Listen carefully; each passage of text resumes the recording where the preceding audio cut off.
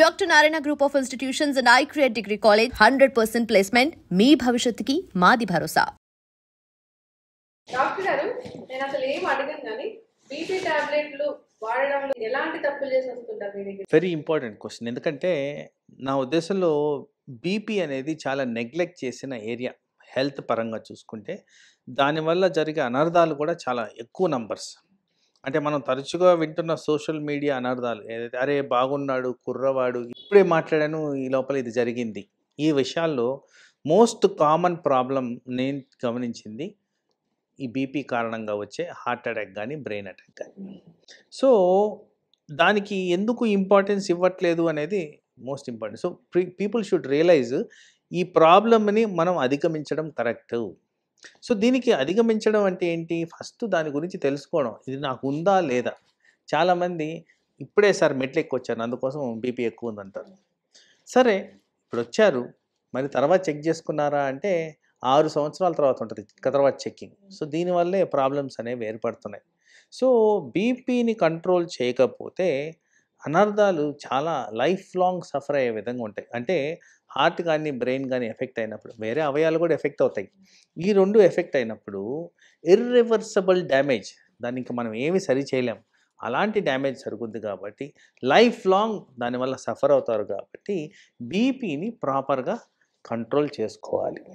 తర్వాత మనం ఈరోజు డిస్కస్ చేస్తున్న టాపిక్ ఎప్పుడు వేసుకుంటే మంచిది, ఎలా వేసుకుంటే మంచిది. సో సాధారణంగా బ్రేక్ఫాస్ట్ తర్వాత బ్లడ్ ప్రెషర్ ట్యాబ్లెట్ వేసుకోమని జనరల్గా గమనిస్తుంటాం. కాకపోతే బీపీ ఎవాల్యుయేషన్లో ఈ మధ్యకాలంలో కాస్త మార్పులు వచ్చాయి. ఇదివరకు ఏంటి, వెళ్ళి డాక్టర్ దగ్గర బీపీ చెక్ చేయించుకొని ఇంటికి వెళ్ళి పడుకొని నిద్రపోయేవారు, అక్కడితో ఎండ్. సో బీపీ చెకింగ్ ఎప్పుడు కూడా ఉదయం సాయంత్రం చెక్ చేసి వదిలేసేవాళ్ళు. మరి రాత్రుల పరిస్థితి ఏంటి? రాత్రులు బ్లడ్ ప్రెషర్ ఏం జరుగుతుంది? సో ఈ మధ్యకాలంలో వచ్చిన ఈ మార్పుల్లో చాలామంది రాత్రులు మేలుకోవడం, రాత్రులు స్ట్రెస్కి గురవడం, మానసిక ఒత్తిళ్లు పెంచుకోవడం వల్ల బ్లడ్ ప్రెషర్ ఎఫెక్ట్ అవ్వడం గమనించారు.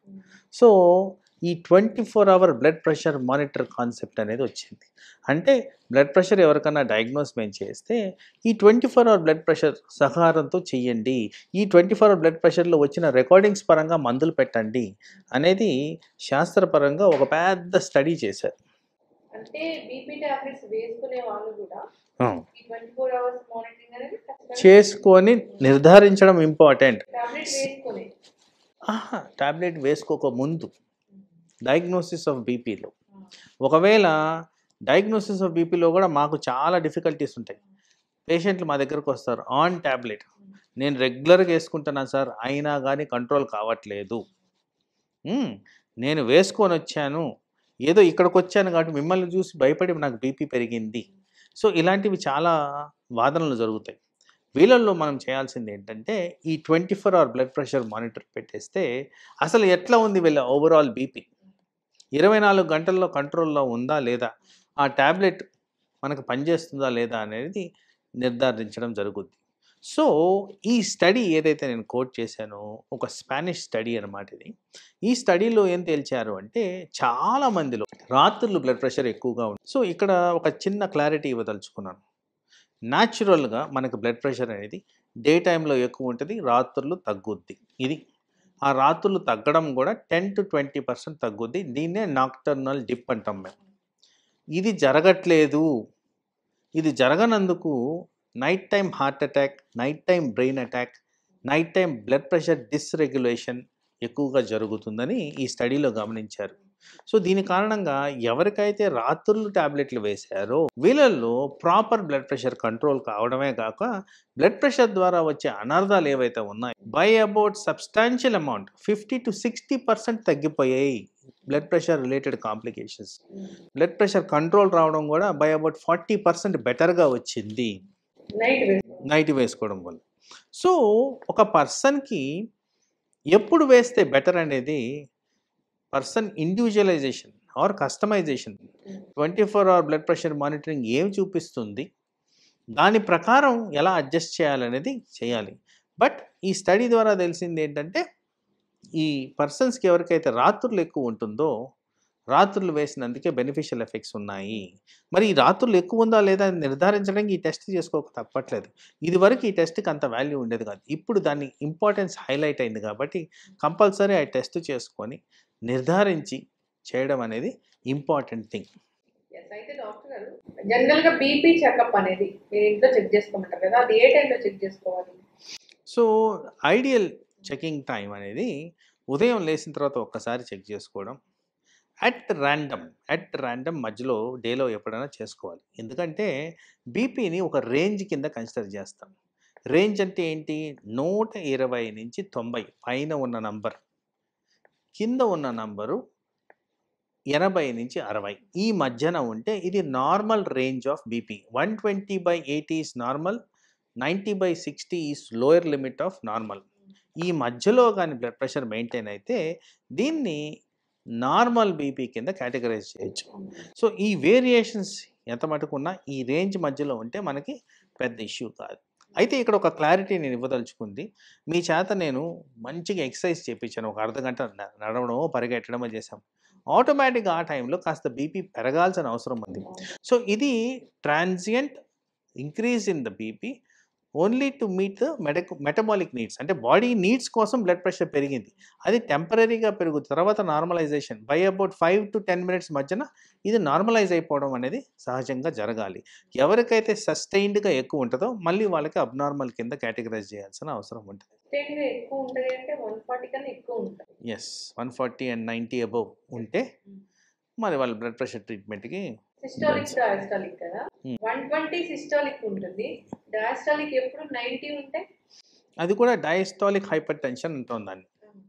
సో దానికి కూడా మందులు వేయాల్సిన పరిస్థితి ఏర్పడుతుంది. ఎందుకంటే మీరు చెప్పిన 90 డయాస్టాలిక్ ఉందంటే అది స్టేజ్ 1 హైపర్ టెన్షన్ కింద కేటగరైజ్ అవుతుంది కాబట్టి కంపల్సరీ ట్రీట్మెంట్ ఇవ్వాలి. ఫ్లక్చువేట్ అవుతూ ఉంటే ఫ్లక్చువేషన్ అనేది మళ్ళీ నార్మల్ రేంజ్కి వచ్చి అబ్నార్మల్ రేంజ్కి వెళ్తుందా అనే దాంట్లో చూసుకోవాలి. ఏది ఎక్కువ నంబర్ ఉంది, నార్మల్ రేంజ్ ఎంత ఉంది, అబ్నార్మల్ రేంజ్ ఎంత ఉంది, అధికంగా ఏది ఉంటే దాన్ని ఉద్దేశించి మనం ట్రీట్మెంట్ అనేది గైడ్ చేయాలి. లాట్ ఆఫ్ కన్ఫ్యూజన్ ఎందుకు మీరు చెప్పారు, ఒక 24 hours బీపీ మానిటరింగ్ అనేది అది చేసుకుంటే కానీ ఖచ్చితమైన రీడింగ్స్ అనేవి వస్తాయి. సింప్లెస్ట్ ఫార్ములా, ఎక్కువ డిఫికల్టీ లేదు.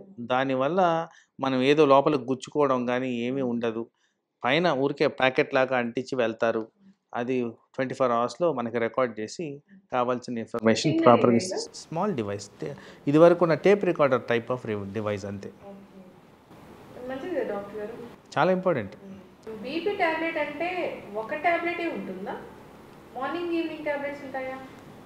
పేషెంట్ కండిషన్ బట్టి టాబ్లెట్స్ అనేది డిసైడ్ చేయడం జరుగుద్ది. Requirement of the blood pressure regulation ఇప్పుడు అందరికీ ఒకే విధంగా రెగ్యులేట్ చేయం. కొంతమందికి లోయర్ బ్లడ్ ప్రెషర్ తీసుకెళ్ళంగానే సిమ్టమ్స్ అనేవి వస్తాయి. కొంతమందికి ఇప్పుడు ఫర్ ఎగ్జాంపుల్ డయాబెటీస్ ఉన్న వాళ్ళకి కిడ్నీ ప్రొటెక్షన్ గురించే ట్యాబ్లెట్ ఇవ్వడం జరుగుతుంది more than blood pressure. So అలా పేషెంట్ ఇండివిజువలైజేషన్ బట్టి బ్లడ్ ప్రెషర్ మెడిసిన్స్ అనేవి వాడడం జరుగుద్ది. చాలా తరచుగా ప్రజల్లో ఉన్న అపోహ ఏంటంటే కొంతమంది గుండె దడతో వెళ్తారు. సో వాళ్ళకి గుండె దడ తగ్గించే విధంగా ఒక ట్యాబ్లెట్ పెడతాము, దాన్ని normal person blood pressure tablet అంటారు. కానీ వాస్తవానికి బ్లడ్ ప్రెషర్ గురించి కాదు, గుండె దడ తగ్గించడానికి పెట్టిన ట్యాబ్లెట్. సో అలా ఇండివిజువలైజేషన్ బట్టే మనము ట్యాబ్లెట్ అనేది డిసైడ్ చేయడం జరుగుతుంది. ఇప్పుడు ఈ 120/80 అనేది ఎంత ఏజ్ వరకైనా 120/80నే ఉండాలి డాక్టర్? హయ్యర్ లిమిట్ అనేది ఏజ్ పరంగా ఎస్, న్యాచురల్గా ఆర్టరీస్ హార్డన్ అవుతాయి కాబట్టి 140/90 అబోవ్ పెట్టిన దానికి క్రైటీరియా అది.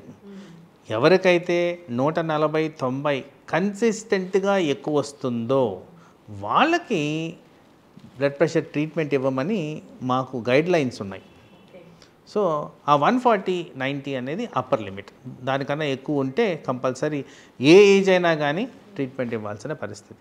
మరి ఇన్నేళ్ళ సర్వీస్లో ఇంతమంది పేషెంట్స్ని చూసారు డాక్టర్ గారు, ఎవరికైనా బీపీ వచ్చి పూర్తిగా తగ్గిపోయింది అనేది ఉందా, మందులు మానేయడం అనేది ఉందా? ఎస్, టెంపరీగా బ్లడ్ ప్రెషర్ ఎలివేషన్స్ అనేవి జరుగుతాయి.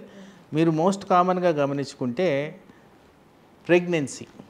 ఫ్రీక్వెంట్గా ప్రెగ్నెన్సీలో బ్లడ్ ప్రెషర్ పెరుగుద్ది, తర్వాత తగ్గిపోవడం అనేది చాలా సాధారణంగా క్లినికల్ ప్రాక్టీస్లో మేము గమనిస్తున్న థింగ్.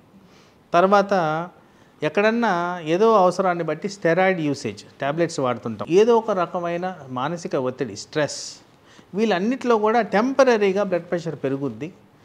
తర్వాత ఈవెన్చువల్లీ ఆ స్ట్రెస్ తగ్గిపోవడమో, ప్రెగ్నెన్సీ క్లియర్ అవ్వడమో అలాంటివి జరిగినప్పుడు బ్లడ్ ప్రెషర్ ఆటోమేటిక్గా డౌన్ అవ్వడం జరుగుద్ది.